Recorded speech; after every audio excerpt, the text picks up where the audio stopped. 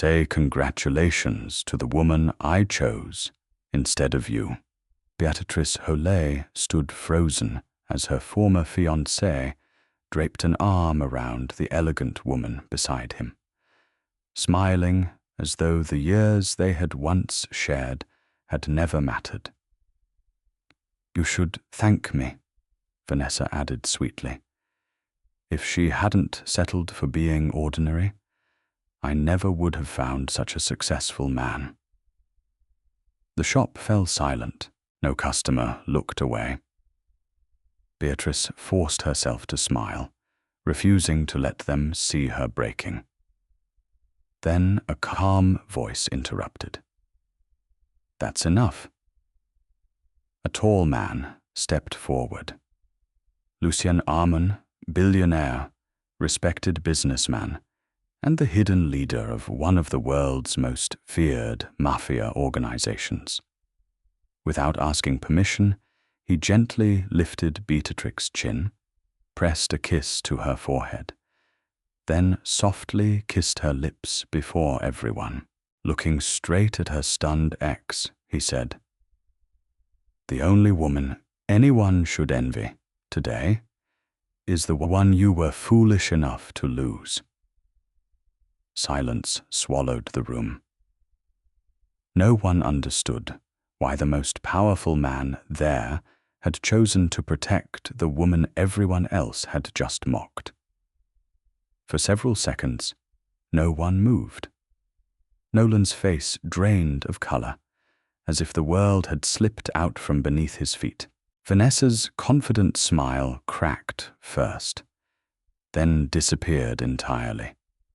She looked from Lucien to Beatrice and back again, searching for some hint that the kiss had been rehearsed, some sign that they were conspiring to embarrass her instead. She found none.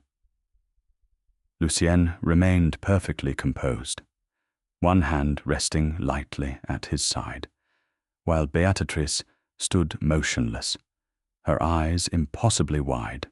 Around them, customers began whispering. Someone discreetly reached for a phone.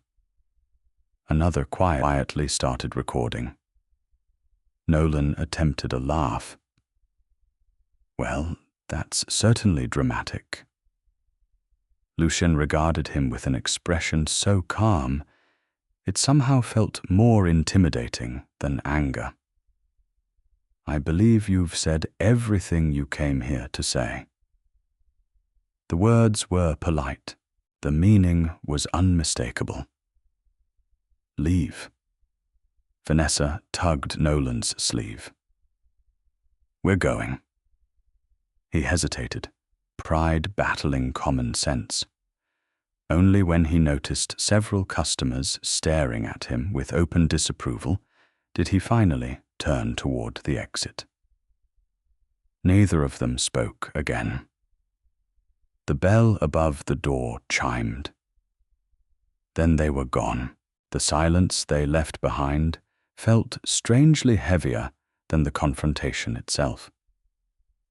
Beatrice slowly turned toward Lucien. "You?" she whispered. Her voice failed. She tried again. "You kissed me. I did in front of everyone. Yet you're completely insane." A few nervous customers laughed. Lucien surprised everyone, including himself, by smiling. "That is a possibility."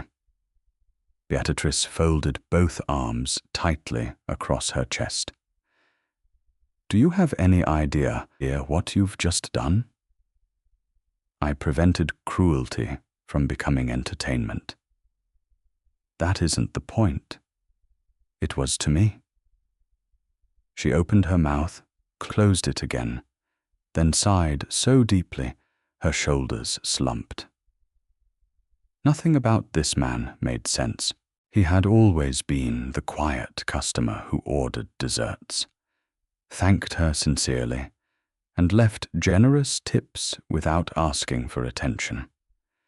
She didn't even know his real name until 5 minutes ago. Now, the entire city had watched him kiss her. One customer cautiously approached. "Excuse me." Both of them turned. "Was that real?" Neither answered. The customer smiled anyway. "I hope it was." Within minutes, videos from inside the dessert studio began spreading online. One clip captured Nolan mocking Beatrix's appearance. Another showed Vanessa's smug expression. But the final 12 seconds dominated every repost. Lucian stepping forward, the gentle touch beneath Beatrix's chin, the kiss, his quiet declaration. Comments multiplied faster than anyone could read them. Some called it the most romantic moment of the year.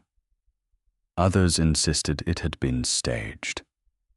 Many recognized Lucienne immediately. That only made the story more unbelievable. Why would one of the world's wealthiest and most untouchable men publicly defend an ordinary dessert shop owner? By the time the last customer left, Pediatric dropped into a chair behind the counter and buried her face in both hands. "This is a disaster." Lucian remained standing. "I owe you an apology." She looked up. "I acted without considering what it would cost you afterward." "You think?" "Yes." She expected excuses. Instead, he quietly continued. "I came here intending to buy dessert and leave as I always do." His voice remained steady. "But when I heard him ridicule you, when I watched everyone waiting to see whether you'd cry, I stopped thinking." He paused before adding, almost reluctantly, "I've witnessed cruelty in many forms. I refuse to stand still while someone loses their dignity simply because others find it amusing." Beatrice studied him for a long moment. "You didn't know me well enough to do that." "No." "Then why?" Lucien's answer came without hesitation. "Because kindness deserves someone willing to protect it." Neither spoke again. Outside, notifications continued exploding across the internet. Inside the quiet dessert studio, Beatrice realized her life had changed forever because one stranger had decided that watching her suffer was unacceptable. The next morning, Beatrice unlocked the dessert studio, expecting nothing more dramatic than frosting cupcakes and preparing birthday orders. Instead, she found 3 reporters waiting outside.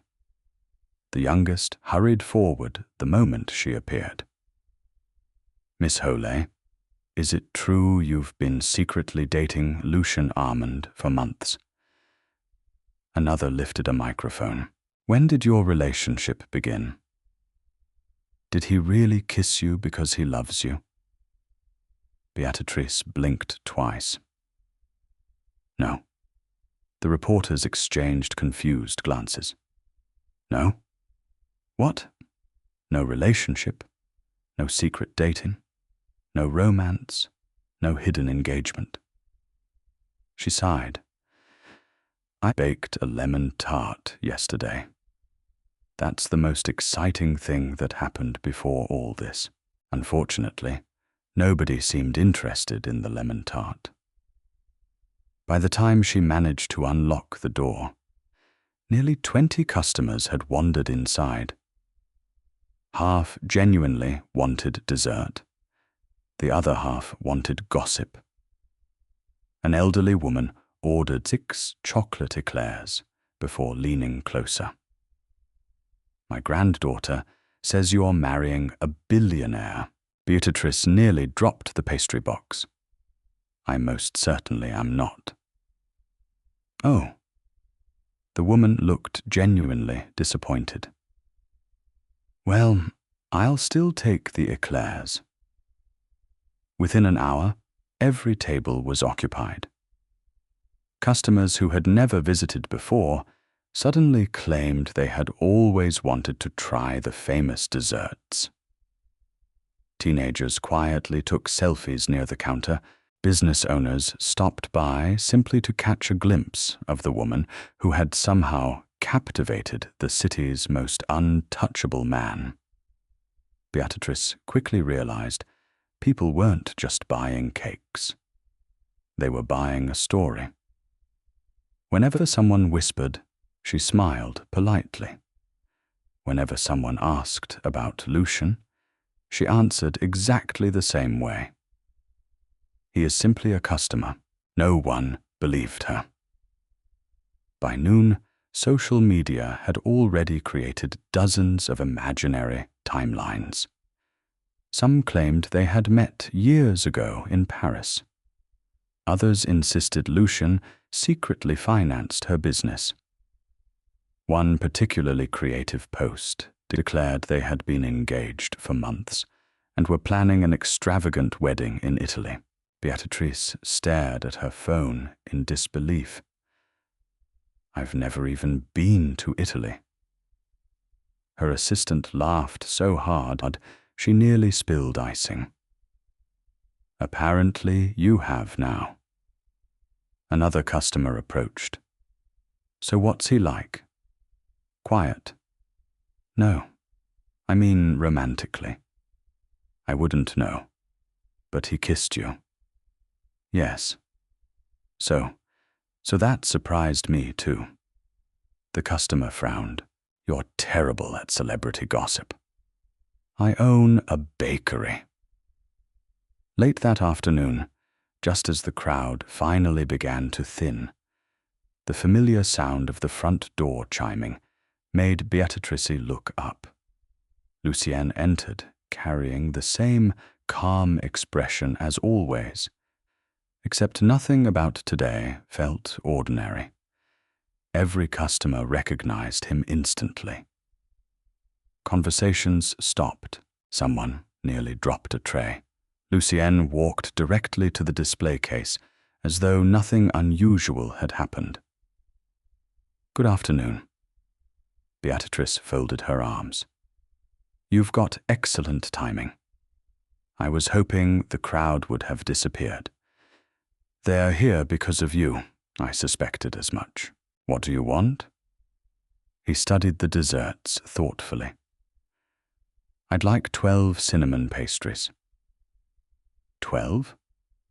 My legal department enjoys cinnamon. She stared. Your legal department? They've had a difficult week. You're bribing lawyers with pastries. I find sugar improves negotiations.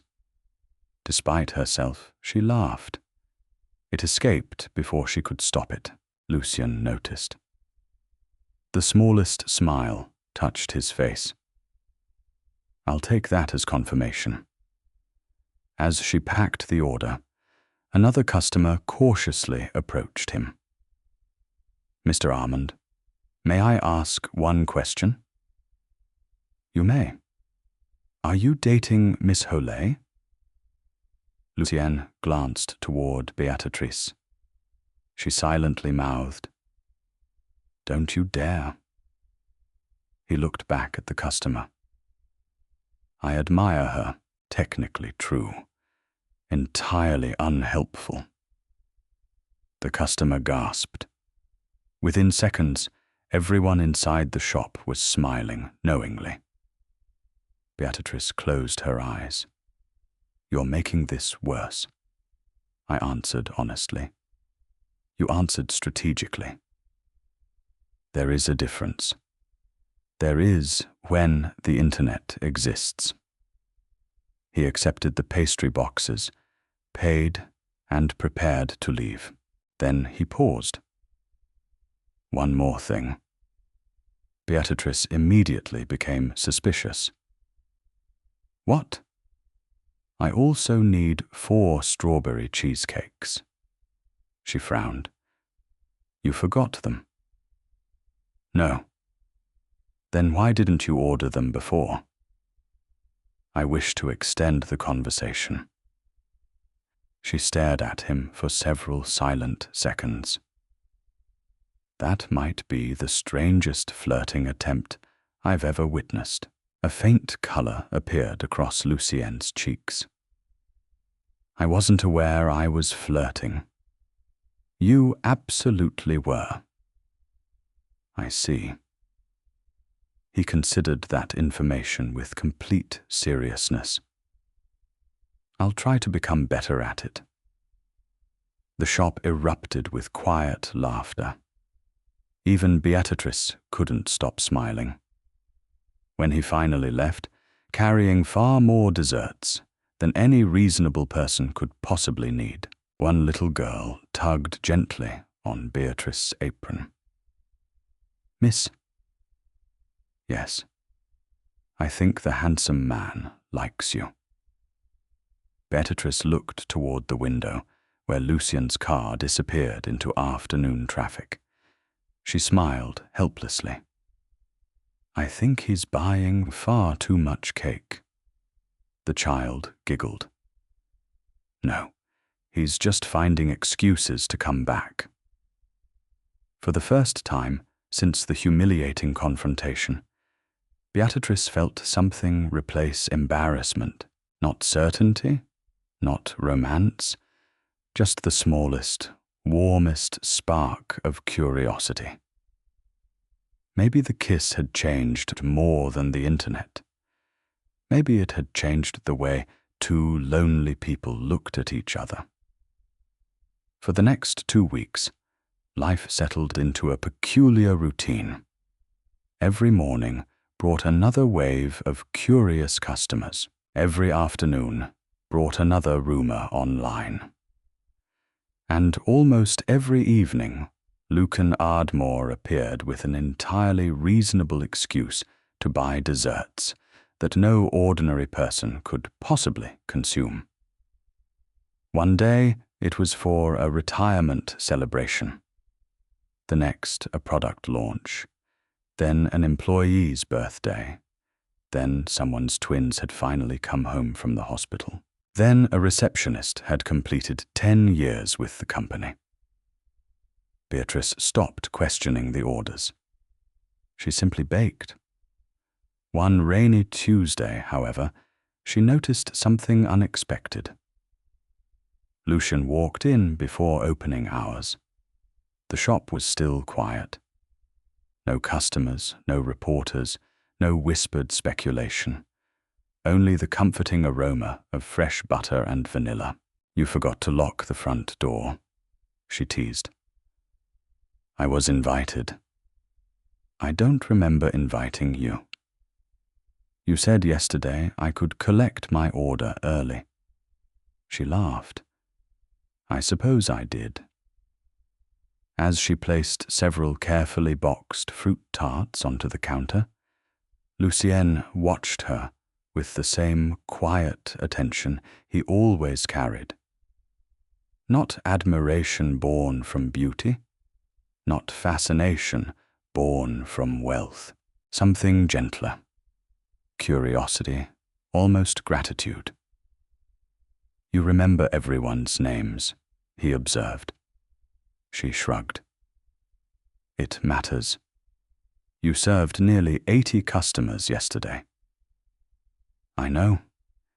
You still remembered the elderly gentleman prefers less sugar. He has diabetes. And the little boy with the strawberry allergy. I changed his birthday cake recipe, and the woman collecting cupcakes this afternoon. Her daughter just graduated from medical school. Lucian smiled faintly. You remember everyone? Beatrice's looked genuinely puzzled. Doesn't everyone? No, they should. She returned to tying ribbons around the pastry boxes, without realizing how profoundly that simple answer affected him. Just then, Nolan arrived, carrying 2 professional cameras around his neck. "Morning, B." He stopped abruptly after noticing Lucian. "Oh," the photographer smiled politely. "Didn't realize I was interrupting." "You aren't," Beatrice assured him. "Nolan helps photograph every seasonal collection." Lucian extended a hand. "Lucian." "Nolan." The handshake remained courteous, though Nolan couldn't ignore the quiet intensity behind Lucian's calm expression. "We're shooting the summer menu today," Nolan explained. "She creates incredible desserts." "I know," Lucian replied simply. After collecting his order, Lucian prepared to leave. Then Beatrice suddenly called after him.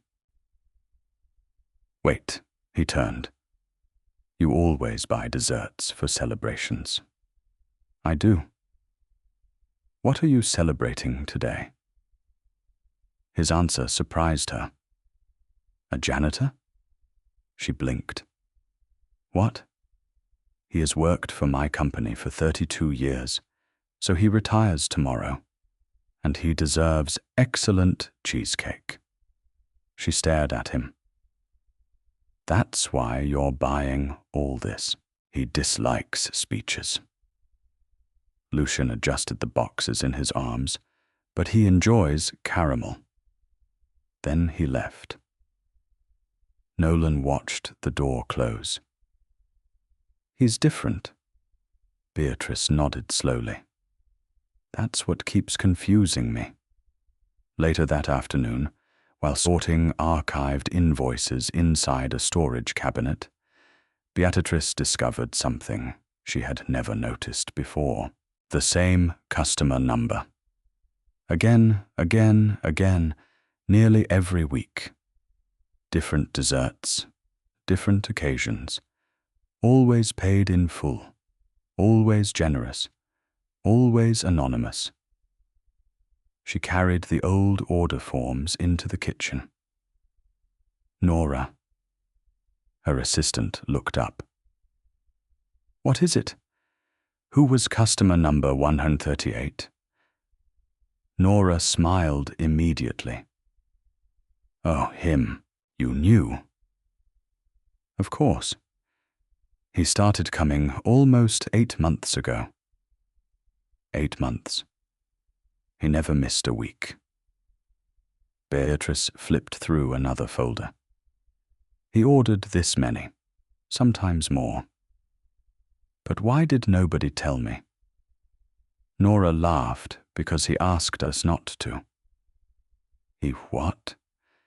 "He said he enjoyed being treated like every other customer." Beatrice lowered herself into a chair. 8 months. Long before Nolan had returned.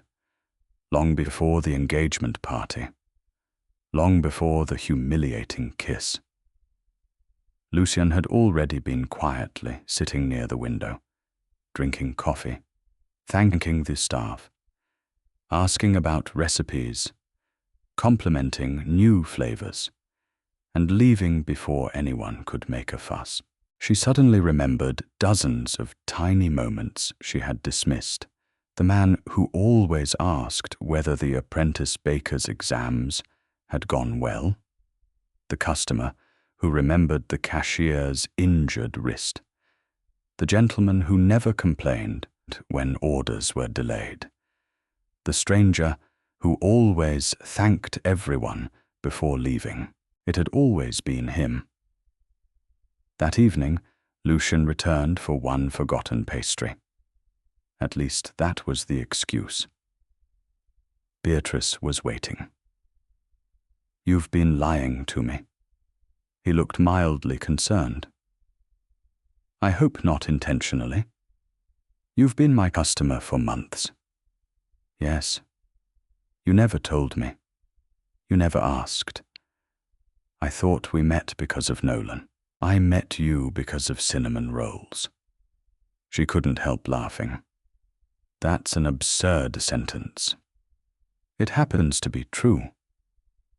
He hesitated before continuing. The first morning I came here, no one recognized me. His voice softened. No one expected anything. No one feared me. You asked whether I preferred coffee before discussing business. I wasn't discussing business. Exactly. For the first time, Beatrice saw something vulnerable beneath the polished composure. In my world, Lucien admitted quietly, every conversation has a purpose here. He looked around the little dessert studio.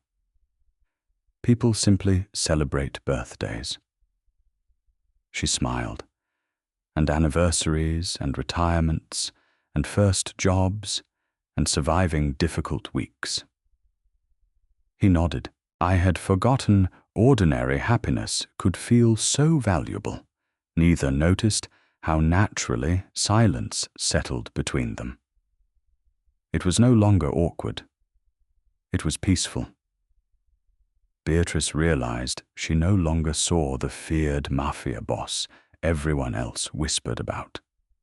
She saw the lonely man who had spent months searching for a place when nobody wanted anything from him except to choose dessert. And Lucien realized something equally unsettling. The woman he had first admired for her kindness had quietly become the one person with whom he felt entirely himself. By the beginning of the following month, the excitement surrounding the famous kiss had finally begun to settle. People still whispered when Lucien visited the dessert studio. They still smiled knowingly whenever Beatrice blushed. But the constant reporters had disappeared, allowing life to resemble something almost normal again. Almost because Nolan had decided the shop deserved a complete visual makeover. If your desserts are going viral, he announced one morning while unloading enough camera equipment to film a movie, then your menu photos should look like works of art. Beatrice laughed. I thought we were photographing cupcakes. We are. Then why do you have 6 lights? Because cupcakes deserve dramatic lighting. She shook her head. You photographers are strange. Proudly, within minutes, the studio transformed into organized chaos. Reflectors leaned against chairs. Tripods blocked half the kitchen. Fresh pastries waited beneath glass covers, while Nolan adjusted angles with almost scientific precision. No, he muttered. Rotate the cheesecake 3 degrees. Beatrice stared. You can see 3 degrees. I can feel 3 degrees. You definitely need a vacation. Her laughter echoed through the kitchen. At precisely that moment, the front door opened. Lucien stepped inside, carrying his usual calm expression. It disappeared almost immediately. He looked at the enormous camera, then at Nolan, then at Beatrice, who was laughing harder than he had ever seen before. Something unfamiliar settled in his chest, an emotion he recognized only because he had seen it ruin negotiations, friendships, and occasionally entire criminal alliances. Jealousy. He disliked it instantly. I hope I'm not interrupting, he said. Beatrice smiled warmly. You're just in time to save me, Nolan protested. Don't listen to her. She secretly enjoys this. I secretly enjoy baking. I've spent 20 minutes convincing you that mint leaves should lean left. They looked perfectly happy, leaning right. Lucian found himself smiling, despite the uncomfortable feeling lingering inside him. What exactly is happening? Nolan answered enthusiastically. We're creating the new seasonal catalogue. Lucien nodded as though he understood. He absolutely did not. I see. Nolan handed Beatrice another dessert. Hold it slightly higher. She obeyed. No, lower. She lowered it. Turn toward the light. She turned a little more. Beatrice sighed dramatically. If I rotate any farther, I'm going to become a lighthouse. Lucien laughed before he could stop himself. Both of them looked at him in surprise. You laugh, Beatrice observed. Occasionally, I wasn't sure. I try not to waste them. Nolan grinned. Perfect. You laughed naturally. Lucien frowned. I wasn't posing exactly. The photographer lifted his camera. Stand beside Beatrice. Lucien blinked. What? I need a comparison shot for the website. You certainly do not, Beatrice interrupted. It'll help demonstrate scale. They're desserts, Nolan. People like people. Lucian hesitated. I've never modeled before. Nolan smiled confidently. I can tell. The next 10 minutes became one long comedy of errors. Relax your shoulders. They are relaxed. No, they're negotiating. What does that mean? It means you're standing like you're buying a country. I have bought countries. Nolan stopped. That explains a lot. Beatrice burst into uncontrollable laughter.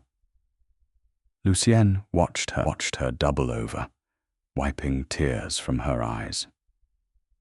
The sound filled the room with an easy warmth he hadn't realized he had been craving. Later, Nolan adjusted another camera. Can you hold this reflector? Lucien accepted it immediately. He held it upside down. No, Nolan said gently. The silver side. Lucien turned it. Other silver side. There are two. Exactly. Beatrice laughed so hard she had to sit down. The world's most powerful businessman has been defeated by aluminum. I've negotiated with heads of state, Lucien replied gravely. No one prepared me for reflective circles. Even Nora peeked from the kitchen, struggling not to laugh. Hours passed more quickly than anyone expected. By late afternoon, the catalogue was finished. Nolan packed his equipment, while Beatrice offered him a box of leftover pastries. For your help, my payment is seeing people smile after tasting your desserts. He winked playfully. And maybe these chocolate tarts. Beatrice smiled. You've earned both. Without thinking, Nolan reached over and gently brushed a streak of flour from her cheek. There, you missed a spot. It was an innocent gesture. Friendly, natural. Lucien knew that. His expression remained perfectly composed. Inside, however, he experienced the remarkable urge to learn absolutely everything about photography before sunrise. The following morning, Beatrice nearly dropped her mixing bowl when Lucian arrived, carrying 3 enormous shopping bags. "What happened?" "I've purchased equipment." She looked inside. Professional cameras, studio lights, lenses, books titled Food Styling for Beginners. Another labeled Lighting Made Simple. She stared at him. "You bought all of this?" "Yes." "Do you know how to use any of it?" "No." "Why?" Lucian answered with complete sincerity.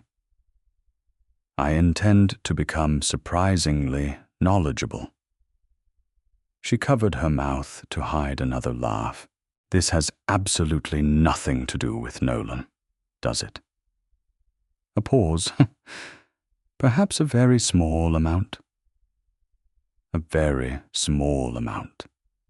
Moderately small." She laughed so hard, she nearly dropped an entire tray of macarons. For the first time in years, the dessert studio felt less like the place where she had been abandoned, and more like the place where happiness kept arriving, usually carrying far too many pastries, and now apparently expensive cameras no one knew how to operate. Nearly 6 weeks after the kiss, Beatrice believed the storm had finally passed. Orders had doubled. Corporate clients booked months in advance. Families recommended her shop because the desserts were genuinely good, not merely because of internet gossip. For the first time in years, success felt like something she had earned with her own hands. Then an invitation arrived. The city's annual Children's Hope Charity Gala. One of Beatrix's dessert displays had been selected as the featured centerpiece for the evening. She almost declined. Large social events reminded her too much of the engagement party where Nolan had once decided she wasn't impressive enough to stand beside him. Nora refused to let her hide. "You aren't going because of him." "I'm not?" "No." "Then why?" "Because your work deserves to be seen." That answer was impossible to argue with. The ballroom shimmered with elegant gowns, tailored suits, and polished smiles. Beatrice adjusted her simple navy blue dress, suddenly wondering whether she belonged among CEOs, celebrities, and politicians. Before self-doubt could settle in, a familiar voice greeted her. "You look relieved." She turned. Lucien stood beside her in a charcoal suit, looking effortlessly distinguished. "I am. You expected someone else?" "I expected reporters. They're outside." She groaned. "Wonderful. They'll become bored eventually. They've had nearly 2 months. They're remarkably persistent." She laughed softly. "They learned from you." Before Lucien could answer, guests gathered around the dessert display. Children pointed excitedly at the miniature pastry village Beatrice had created. Parents smiled while photographing every detail. Several business owners congratulated her on the craftsmanship. For once, no one mentioned the kiss. They talked about chocolate, textures, recipes, creativity, exactly what she had always wanted. Then the atmosphere shifted. Vanessa Whitlock entered the ballroom, elegant as ever, confident as ever, but confidence built on comparison rarely survives for long. She spotted Beatrice immediately, then noticed Lucien standing comfortably beside her. Something dark flashed across her face. Vanessa crossed the room without hesitation. Her smile looked flawless. Her eyes did not. So she examined Beatrice from head to toe. "I suppose your little performance worked?" Beatrice frowned. "I'm sorry. You kissed a billionaire, and suddenly everyone knows your name." Nearby conversations began slowing. People sensed confrontation. Vanessa continued. "I underestimated you. I never planned anything." "Oh, please." Vanessa folded her arms. "You spent years pretending to be harmless. Then, the moment Nolan moved on, you found someone richer." The room became painfully quiet. Beatrice inhaled slowly. "I won't argue with you because you can't. I won't because nothing you said is true." Vanessa laughed sharply. "You expect people to believe the world's most powerful businessman simply walked into a bakery and fell in love. No, I expect them to believe kindness still exists." Vanessa turned dramatically toward the surrounding guests. "She wants everyone to think this fairy tale happened naturally." Her voice grew louder. "She seduced him because she couldn't accept being rejected." Several uncomfortable glances shifted toward Lucian. He had remained silent until now, not because he lacked words, because he believed Beatrice deserved the chance to defend herself first. Now he stepped forward, calm, unhurried, certain. "I believe that's enough." Vanessa smiled confidently. "I'm only telling the truth." "No." Lucian's voice never rose. "You're repeating a story that helps you avoid an uncomfortable reality." "And what's that?" He looked at Beatrice before answering. "I first became her customer 8 months before that kiss." Murmurs spread instantly. Lucien continued. "I visited her shop every week. I celebrated employees' birthdays with her cakes. I ordered desserts for retirements, for newborn children, for anniversaries, for ordinary people experiencing ordinary joys." He glanced around the ballroom. "She never knew who I was. She never treated me differently. She remembered every employee's name, every customer's favorite dessert, every child's allergy." His gaze returned to Vanessa.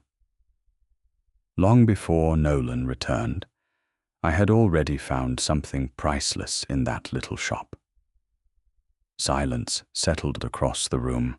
"The kiss," Lucien said quietly, "was never planned. I had no strategy, no arrangement, no expectation. I simply reached a moment where I refused to let cruelty win." He turned toward Beatrice. "I would make the same decision again. Not because she needed rescuing, but because no decent person should remain silent while another is humiliated." The applause began with an elderly woman near the back, then another. Soon, the entire ballroom echoed with warm, genuine appreciation. Not for wealth, not for power, for simple decency. Vanessa's perfect composure finally collapsed. Without another word, she turned and walked away, realizing too late that she had spent months competing against someone who had never been competing at all. Beatrice looked at Lucian, her eyes shining with emotion. "You didn't have to do that. I know. You keep changing my life." Lucien smiled gently. "No, I merely told everyone the truth." For the first time since Nolan had shattered her confidence years earlier, Beatrice understood something that no compliment had ever managed to teach her. Real love never begins by comparing one woman to another. It begins by seeing someone's worth long before anyone else notices it. The charity gala changed everything for everyone except Beatrice. The internet praised her grace. Customers admired her talent. Even newspapers gradually stopped describing her as the woman kissed by the Mafia Boss and began calling her the pastry artist behind the city's fastest-growing dessert studio. She should have been happy. Instead, an uneasy thought refused to leave. Lucien belonged to a world of private jets, billion-dollar negotiations, and whispered power. She belonged to butter, flour, and handwritten recipe cards stained with vanilla. One evening, after closing the shop, she sat alone with a cup of tea, rereading hundreds of customer thank-you notes she had collected over the years. Every message reminded her why she had opened the studio, to make ordinary days feel a little more special. She smiled sadly. Perhaps ordinary was exactly where she belonged. The following afternoon, Lucien arrived carrying his usual order. Before he could speak, Beatrice quietly shook her head. "We need to talk." He immediately noticed the change in her expression. Of course. She invited him to the small table near the window, where he had spent so many quiet mornings, the place where he had first discovered peace without realizing it. For a long moment, neither of them spoke. Finally, Beatrice folded her hands together. "I think we've been pretending something." Lucien listened. "You deserve someone who understands your world."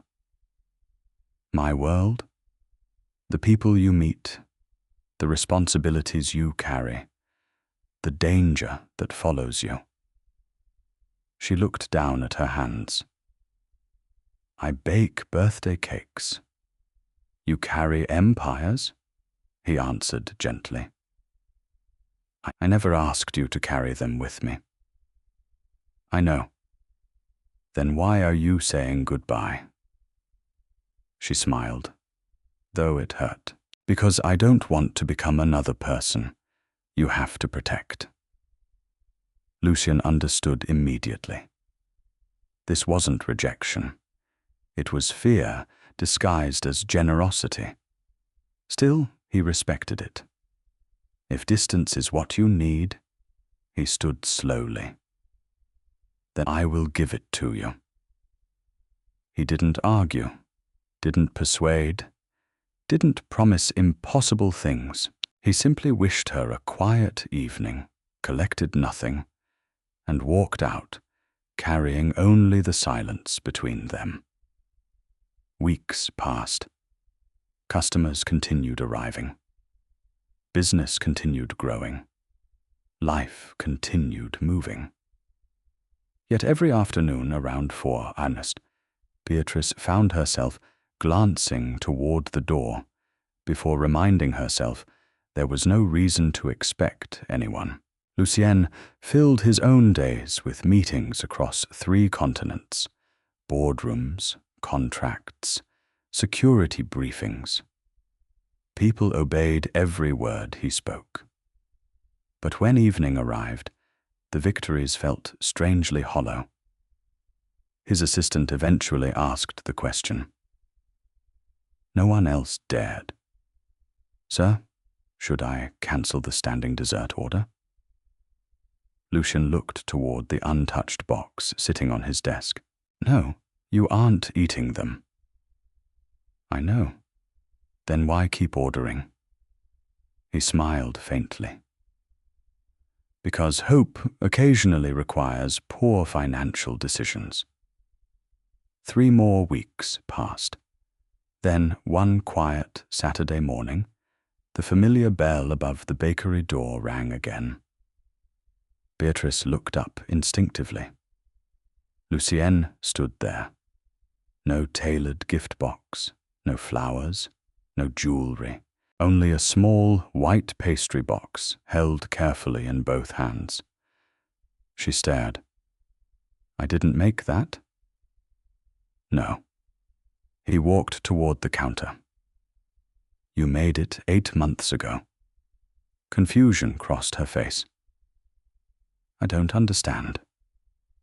He opened the box. Inside rested a simple honey almond tart. Nothing extravagant, nothing fashionable. Just a humble dessert she had once been experimenting with before quietly removing it from the menu. "I kept the recipe card," Lucienne explained. "You wrote a note on the back." She looked closer. In her own handwriting were the words, "Ordinary recipes become unforgettable when shared with the right people." She had forgotten writing it. He never had. "I asked my pastry chef to recreate it exactly. You remembered this?" "I remember the day." His voice softened. "It was my 3rd visit. You apologized because the crust wasn't perfect. I told you it tasted like home." She felt tears gathering. "I remember." Lucienne stepped closer. "I've spent most of my life surrounded by extraordinary things, extraordinary wealth, extraordinary influence, extraordinary fear." He smiled gently. "But every time I entered this shop, I left feeling like an ordinary man." His eyes never left hers. "I didn't fall in love because I kissed you. I kissed you because, without realizing it, I had already spent months falling in love." He laughed quietly at himself. It happened one birthday cake, one retirement cheesecake, one conversation, one cup of coffee at a time.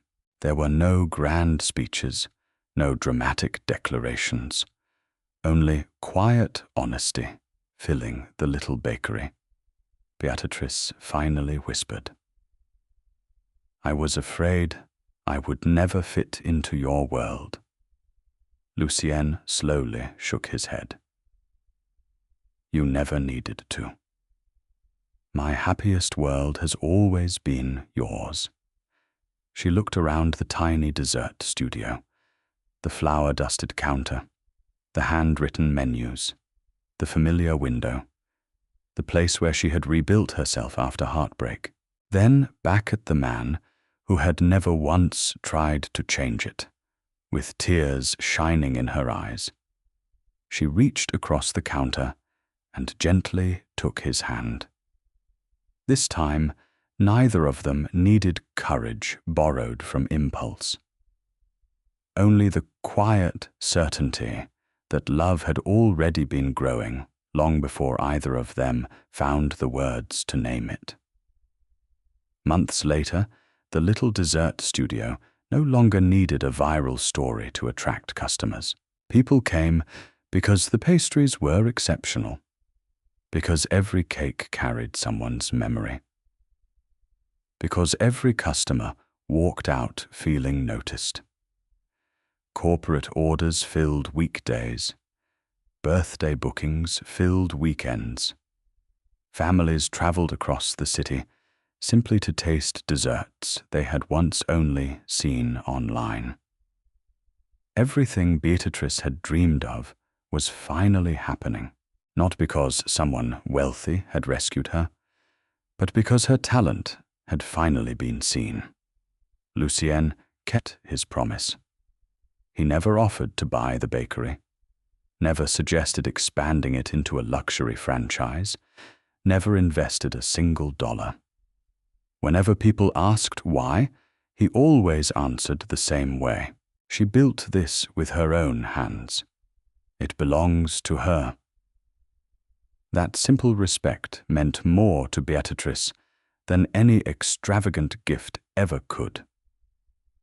One quiet Saturday afternoon, the shop buzzed with laughter as regular customers enjoyed coffee and desserts. A young couple recognized Lucian sitting by the familiar window. The nervous husband approached with an embarrassed smile. "Mr. Amore, may I ask something?" Lucien closed the book he had been reading. "Of course, my wife and I have argued about this for months." His wife laughed. "He thinks the famous kiss was planned. I say it wasn't." Several nearby customers smiled, already knowing the story. Lucien glanced toward the kitchen, where Beatrice was decorating a birthday cake. She noticed everyone looking at him and raised an amused eyebrow. He smiled before answering. "No." The couple leaned forward. "The kiss surprised me too." A ripple of laughter spread through the cafe. Lucien continued with quiet honesty. "It was simply the first honest thing my heart did before my mind could stop it."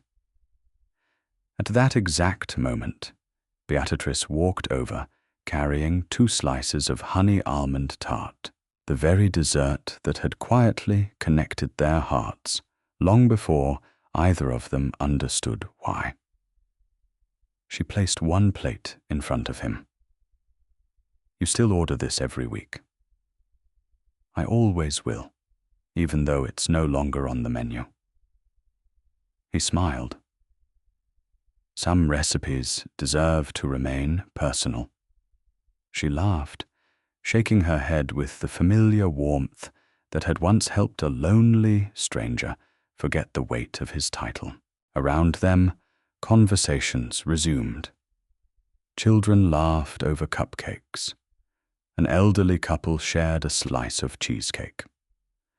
Someone celebrated a promotion. Another family welcomed a newborn with a custom cake. Ordinary moments. The very moments Lucien had once believed were too small to matter. Now he understood they were life's greatest treasures.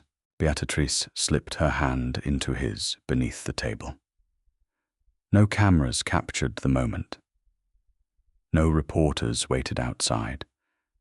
No applause followed. This time, they didn't need an audience. The humiliation meant to break her had become nothing more than a distant memory.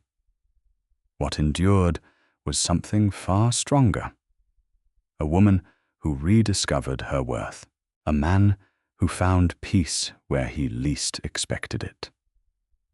And a love that began not with power, but with the simple decision to protect another person's dignity when everyone else remained silent.